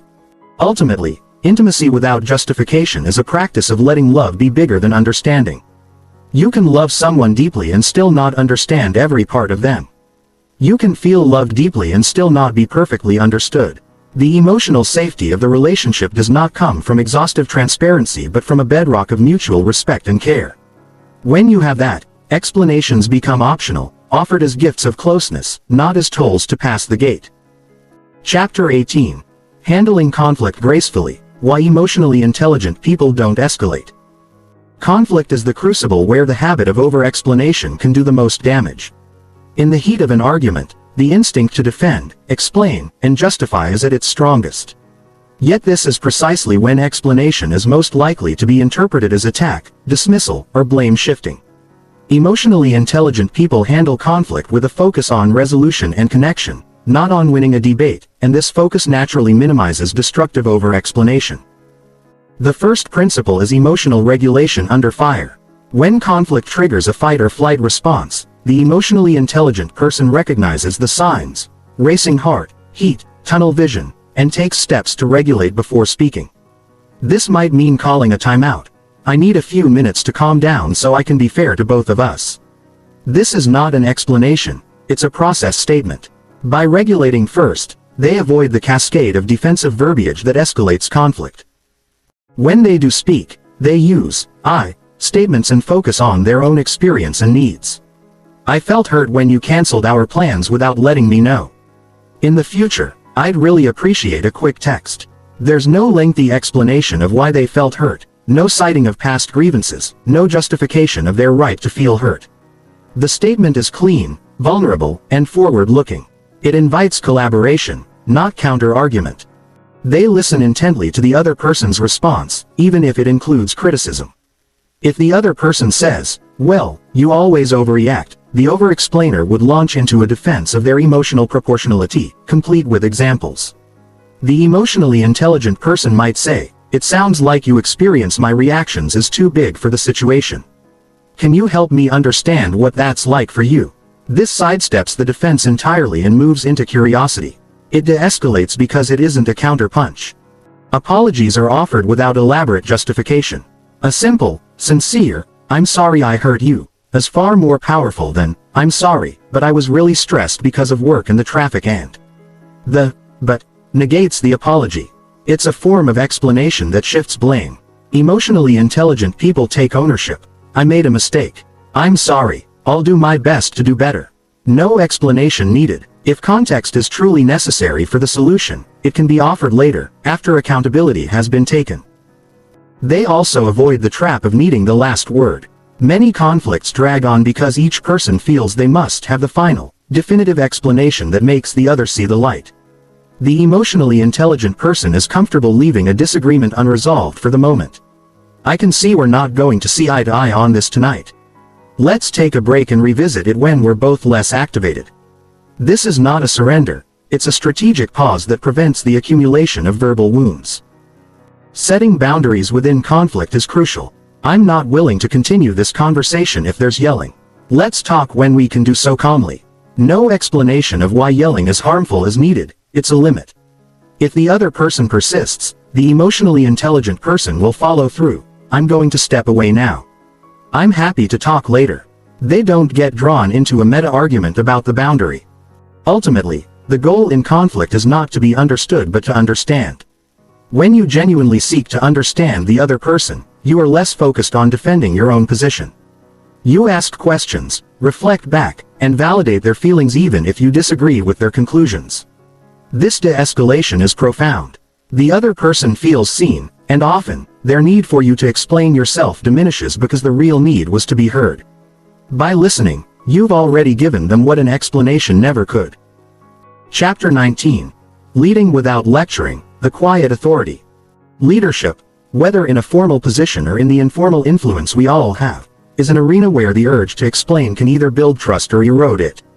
The best leaders, those with high emotional intelligence, understand that their authority is not based on how well they can justify every decision, but on the clarity of their vision and the consistency of their character. They lead without lecturing, inspire without over-explaining. In a professional setting, the boss who over-explains every directive is exhausting. Their emails are essays, their meetings are marathons of justification. This signals insecurity and micromanagement. The emotionally intelligent leader gives clear, concise direction. We're going to pivot to this strategy. Here's the one sentence why. Because our current path isn't meeting our core goal. I'm happy to discuss further in Q&A. They offer explanation as an option, not a compulsion. They trust their team to execute, and they trust that their track record will earn them the benefit of the doubt. If someone needs more context to do their job well, it's provided. But it's not offered as a preemptive defense. This approach empowers others. When a leader doesn't over-justify, they leave room for their team to think critically and contribute. Instead of, we need to do X because A, B, and C, and don't even think about Y or Z, they say, we need to achieve outcome OI suggest X. What are your thoughts? The dialogue is open, not closed by an avalanche of explanation. This models the kind of confident, collaborative culture that emotionally intelligent people cultivate. In parenting, not explaining every decision can be a radical act. Children often ask, why? And while it's important to foster understanding, there are times when a parent's simple, because I said so, or, that's the decision for now, is appropriate. When parents over-explain every rule, they unintentionally teach children that all parental authority must be justified to the child's satisfaction. This can lead to endless negotiation and erosion of parental leadership. The emotionally intelligent parent explains when it serves the child's growth, but also asserts non-negotiable boundaries without explanation when necessary, such as in matters of safety or values. The child learns that some things are simply the way they are, and that the parent is a calm, firm anchor. In friendships and community roles, quiet authority looks like being the person who doesn't get swept up in drama, who doesn't need to defend their actions in the court of public opinion. When gossip arises, the emotionally intelligent person doesn't mount a defense campaign. They continue living their life in alignment with their values. Their consistent behavior over time is the only explanation they need. People come to know them by their fruits, not by their press releases. Leading without lecturing also means being willing to admit mistakes without a defensive saga. A simple, I got that wrong. Here's what we'll do to fix it, as a mark of strong leadership. It builds immense trust because it signals that the leader prioritizes the mission and the team over their own ego. The absence of a long justification communicates that there's no excuse making, just accountability and forward motion. The quiet authority of the emotionally intelligent person is magnetic. In a noisy world, their calm, unapologetic presence is a relief. People are drawn to leaders who seem to be anchored in something deeper than the need for approval. By refusing to explain themselves into the ground, they create a space where others can also relax and simply be. Chapter 20. Letting go of toxic dynamics, when explanation is a trap. Not everyone in your life will celebrate your emotional evolution. Some individuals and systems are built on a foundation of requiring constant explanation, and they will resist your efforts to stop. For these toxic dynamics, the only winning move may be to disengage entirely. Emotionally intelligent people recognize when explanation is being demanded not for understanding but for control, and they refuse to play the game. Toxic dynamics often involve a pattern where you are perpetually on trial. A family member, partner, or friend constantly questions your motives, decisions, and worth. They demand justifications, and no matter what you provide, it's never enough. The goal is not understanding. It's keeping you in a one-down position, always seeking their approval. If you try to set a boundary without explanation, they may accuse you of being secretive, uncaring, or guilty. This is a trap designed to pull you back into the cycle of defense. The only way out is to stop defending altogether and, if necessary, limit or end the relationship. Gaslighting is a particularly insidious form of this. A gaslighter will twist reality to make you doubt your own perceptions, leading you to over-explain in an attempt to prove your sanity. That's not what happened, they say, and you launch into a detailed account, trying to anchor yourself in facts. The gaslighter then picks apart your account, increasing your confusion. The emotionally intelligent response to gaslighting is to disengage. I remember it differently, and I'm not going to argue about it. You don't need to prove your reality to someone who is invested in dismantling it. Your memory is valid because it's yours. Chronic boundary violators are another category. Some people hear your simple no and treat it as the opening bid of a negotiation. They will wear you down with endless "but why?" questions. Giving them an explanation only gives them ammunition. You're tired. You can sleep when you're dead. Come on, just one drink. In these cases, the broken record technique is useful, but if the violation is persistent, the relationship itself may need to be reevaluated. Emotionally intelligent people are not afraid to prune their social circles.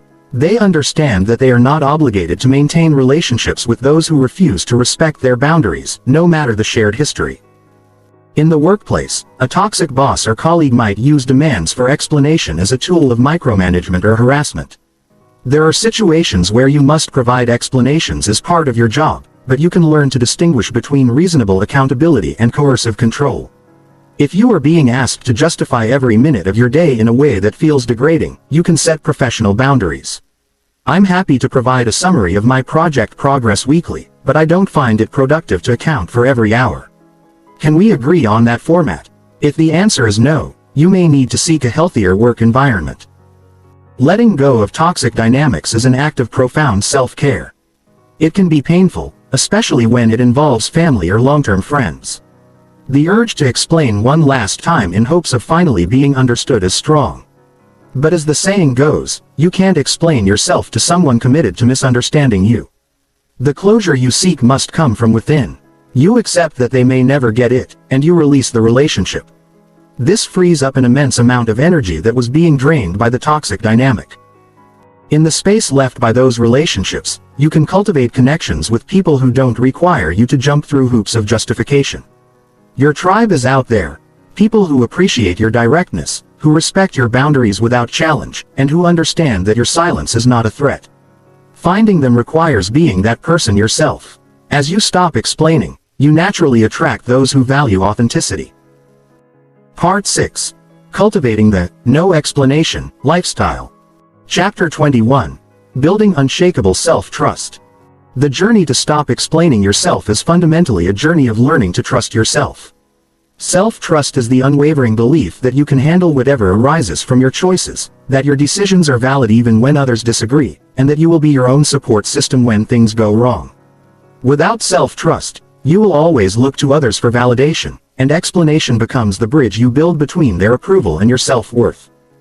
Self-trust is built through a practice of making and keeping commitments to yourself. This sounds simple but is profoundly challenging. Start small. If you tell yourself you're going to take a walk at lunch, do it. If you decide you're not going to check email after 8 p.m., honor that. Each time you follow through on a promise to yourself, you deposit a coin in the bank of self-trust. Each time you break a promise, you make a withdrawal. Over time, you build a reputation with yourself. You learn that your word to yourself is gold. When you trust yourself, you no longer need to over-explain to others because you know that even if your decision leads to an outcome you don't like, you will handle it. You won't fall apart. You won't need someone else to fix it.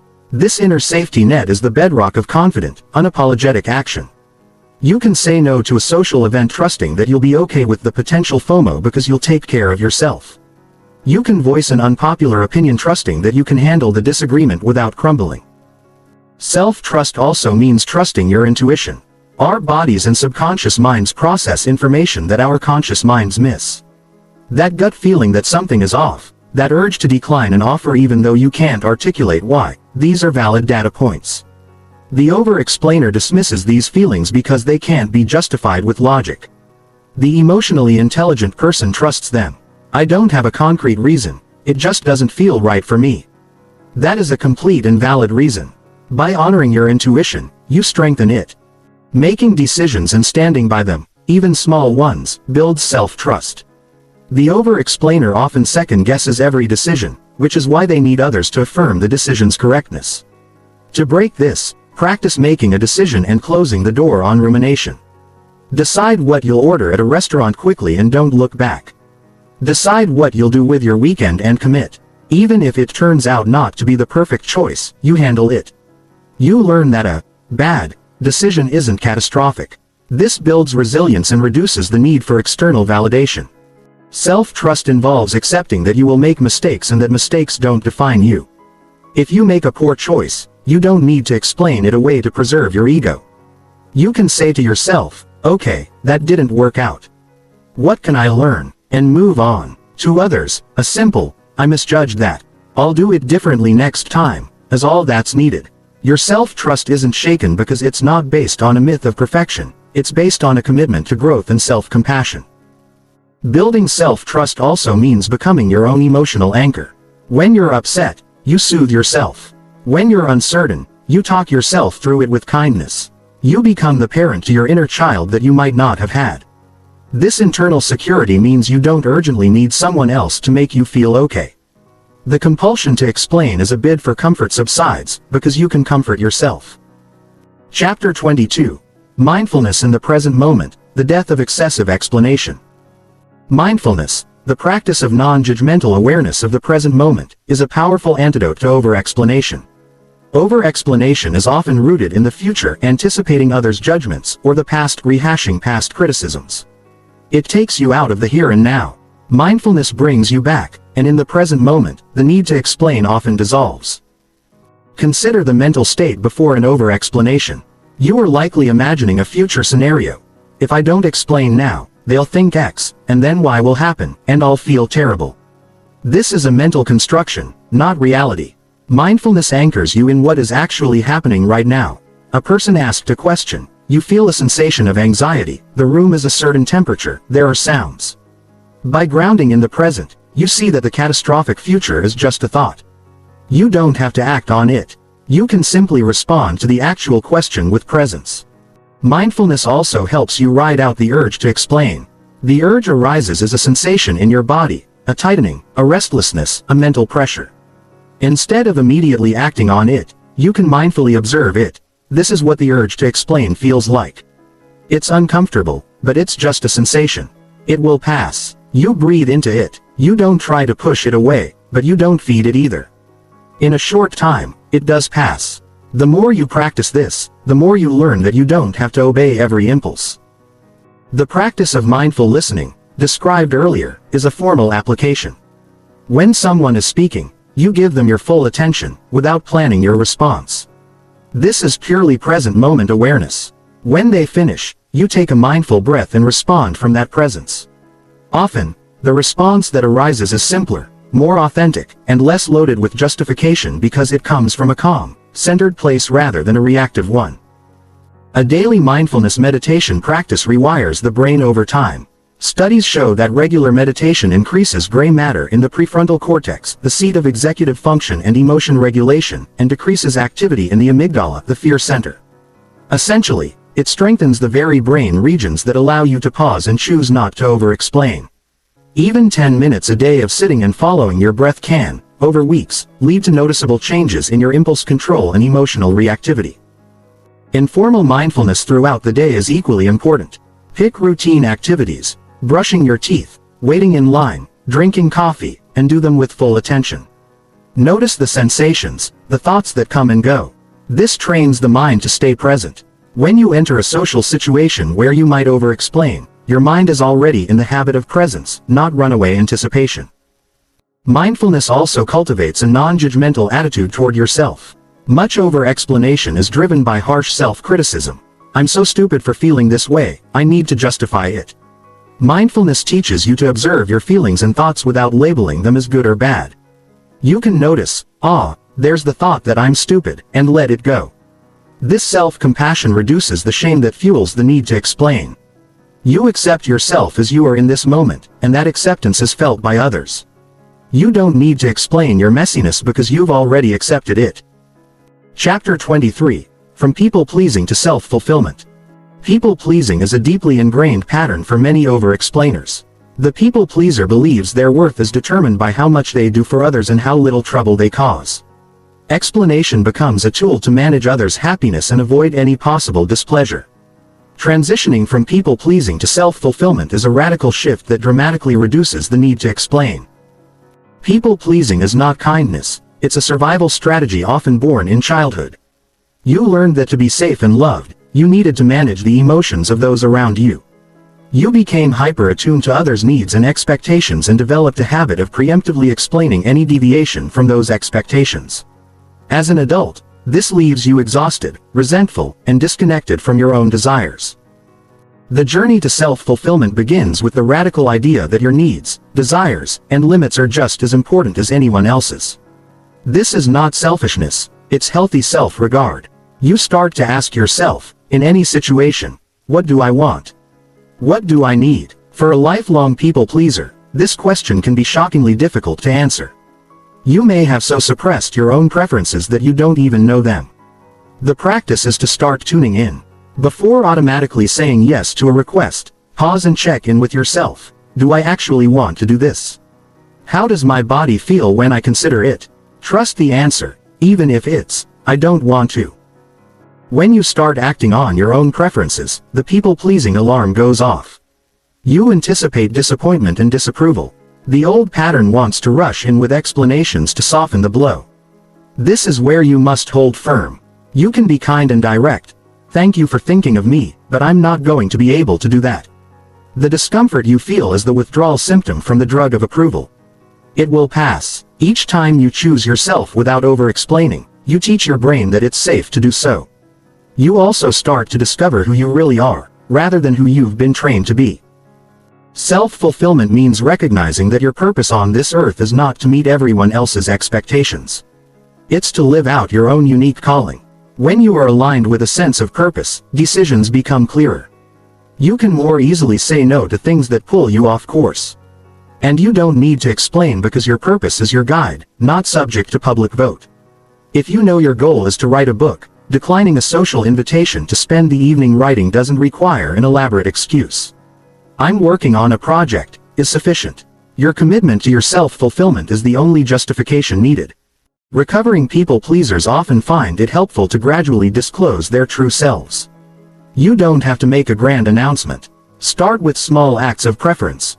Ordering what you actually want at a restaurant, suggesting the movie you want to see, stating your opinion without hedging. Each time you do this without over-explaining, you reclaim a piece of your authentic self. People who truly care about you will adjust. Those who only like the compliant, explanatory version of you may drift away. That's a good thing. It makes room for relationships that are based on the real you. Self-fulfillment also involves learning to receive as well as give. People-pleasers are often uncomfortable with receiving because they feel they must constantly earn their place. But healthy relationships are reciprocal. When you allow others to do things for you without feeling the need to explain why you deserve it, you honor their ability to give. You trust that they value you, not your justifications. This is a profound shift from transactional to relational living. Chapter 24. Practicing the Art of Not Explaining, Daily Exercises and Reflections. Transformation requires practice. Here are concrete daily exercises and reflections to help you internalize the art of not explaining yourself. Treat this as a gym for your emotional intelligence. The one-sentence journal. Each evening, write down one instance where you wanted to over-explain but didn't. Describe the situation, the urge you felt, and what you said or didn't say. Then note how you felt afterward. This builds awareness and reinforces the positive outcome of your new behavior. Over time, you'll see a pattern of success. The No Explanation Challenge. Choose one day a week where you commit to not over-explaining any of your choices. This doesn't mean being mute or rude. It means giving simple, complete responses to any queries about your decisions. If someone asks why you're not doing something, your answer is, "It just doesn't work for me today."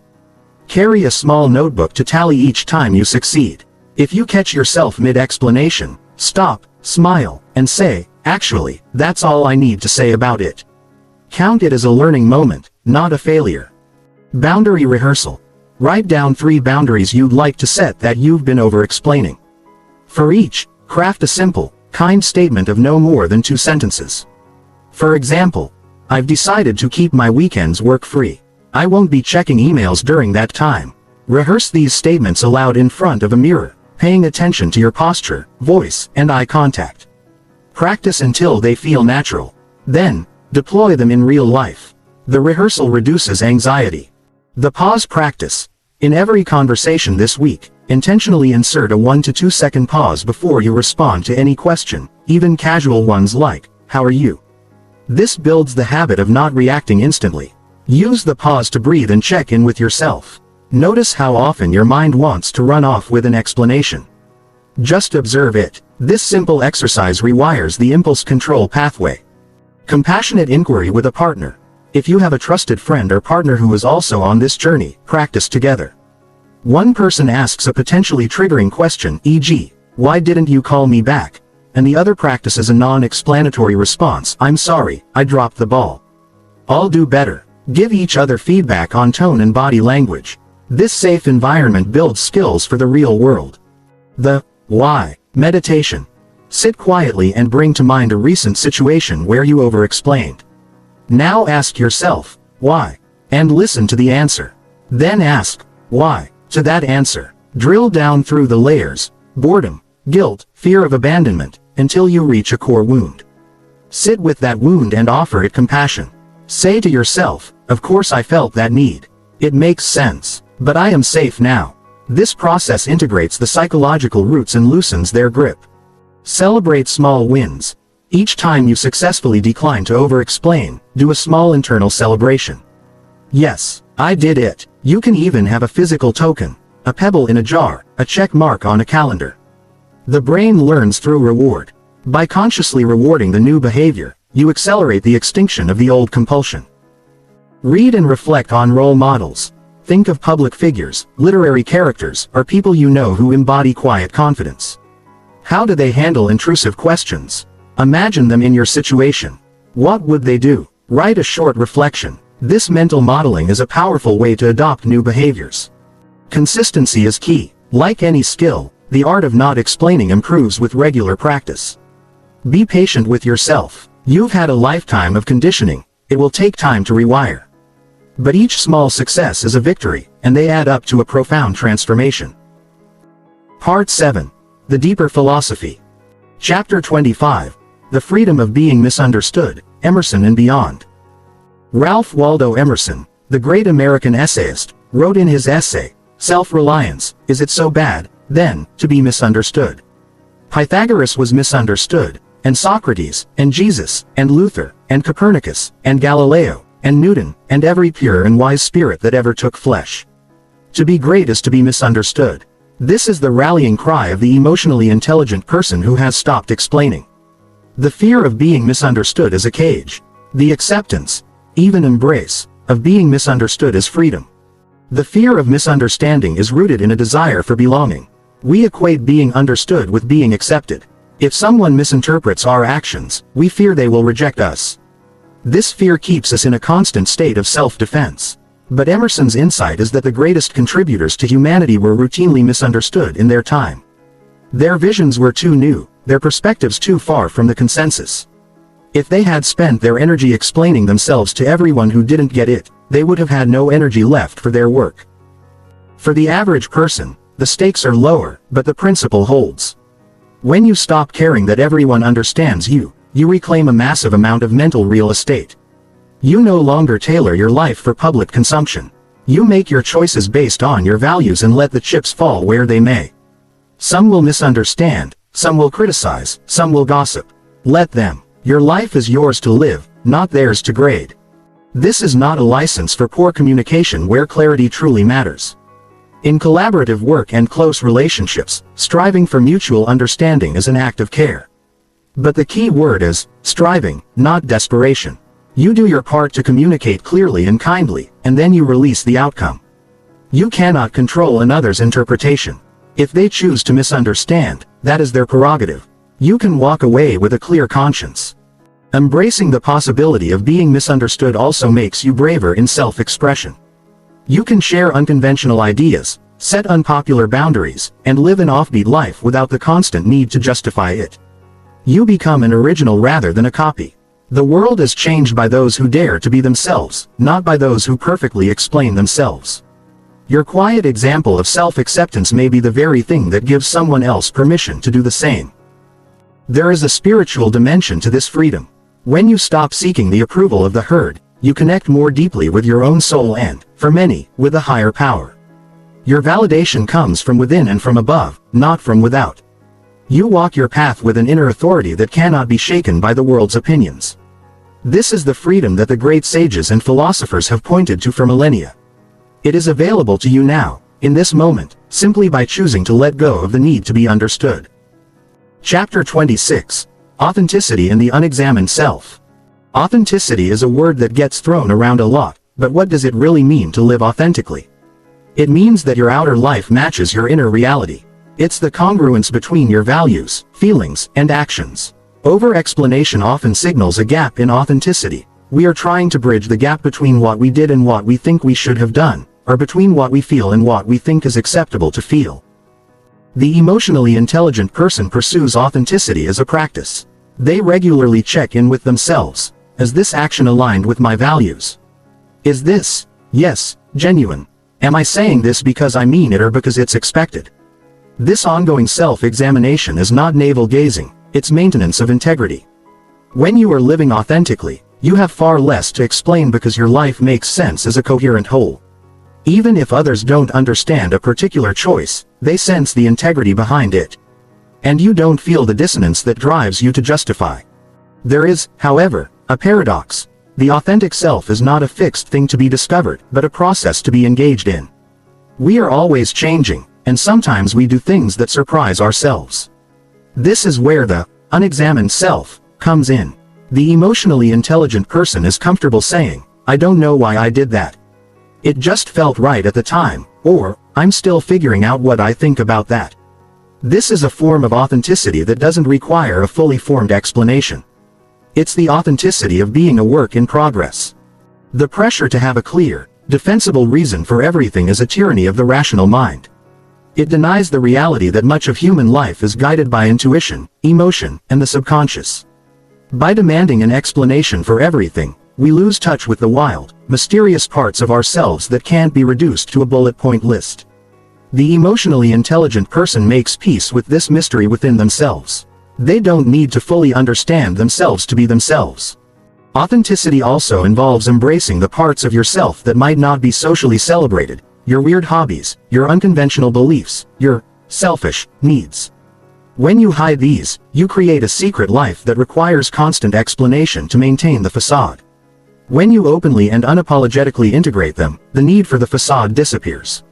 You can simply say, yeah, I'm really into collecting vintage postcards. It brings me joy. No justification needed. Your joy is the reason. To live authentically without over-explanation is to trust that you are enough as you are. You don't need to provide a resume of reasons for your existence. You are not a theory to be proven. You are a life to be lived. When you deeply internalize this, you stop talking so much about why you are the way you are and start simply being the way you are. That presence is a gift to the world. Chapter 27. The Spiritual Dimension. Letting your life speak. Many spiritual traditions emphasize the power of silence, the limits of language, and the importance of witnessing over explaining. From the Quaker concept of letting your life speak, to the Taoist idea that those who know do not speak, those who speak do not know, there is a rich spiritual heritage that supports the emotionally intelligent approach to life.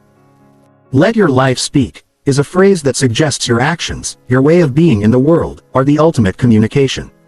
You don't need to proclaim your values, you live them, and they are visible. You don't need to explain your intentions, the outcomes of your consistent behavior over time will clarify them. This is a profoundly peaceful way to exist. It removes the burden of verbal self-justification and replaces it with a call to simply be a person of character. The Tao Te Ching says, he who justifies himself does not convince. This is a psychological truth wrapped in spiritual wisdom. When you justify yourself, you signal doubt. The very act of explaining often undermines the very thing you're trying to prove. In contrast, a person who is centered in their truth doesn't need to advertise it. It radiates. This is the Wu Wei, or effortless action, of emotional intelligence. The Buddhist concept of non-attachment applies beautifully here. Much of our suffering around explanation comes from our attachment to outcomes. We want to be seen a certain way, we want to avoid conflict, we want to be approved of. When we let go of those attachments, the need to control the narrative through explanation fades. We can act with compassion and clarity, and then accept whatever response comes. This doesn't make us passive, it makes us free. In the Christian tradition, there is the example of Jesus before his accusers, who at times remained silent. His silence was not weakness but a transcendence of the power games being played. He did not owe them an explanation because his truth was not dependent on their acceptance. For the emotionally intelligent person facing a hostile interrogation, this kind of sacred silence can be a model, not a stubborn, angry silence, but a peaceful refusal to engage in a battle that diminishes the soul. Spiritual practice, whatever form it takes, cultivates the inner stillness that is the antidote to over-explanation. Prayer, meditation, time in nature, contemplative reading, all these draw us out of the frantic need to manage others' perceptions and into a deeper connection with something larger. From that place, the small dramas of social approval lose their power. We see them as the fleeting storms they are. We can smile, say a kind and simple word, and let them pass. Ultimately, the spiritual dimension reminds us that we are not here to justify our existence. We are here to experience it, to grow, to love, and to contribute. Your life is not a problem to be solved or a case to be argued. It is a mystery to be lived. And mysteries, by their nature, resist explanation. They are simply beheld. Chapter 28. Emotional intelligence is a legacy, inspiring others through your silence. The final gift of your journey away from over-explanation is the impact it has on others. When you embody the quiet confidence of emotional intelligence, you become a model that others unconsciously emulate. Your refusal to explain yourself becomes a permission slip for them to do the same. In this way, you contribute to a cultural shift away from defensiveness and toward authenticity. Think of the people who have most inspired you.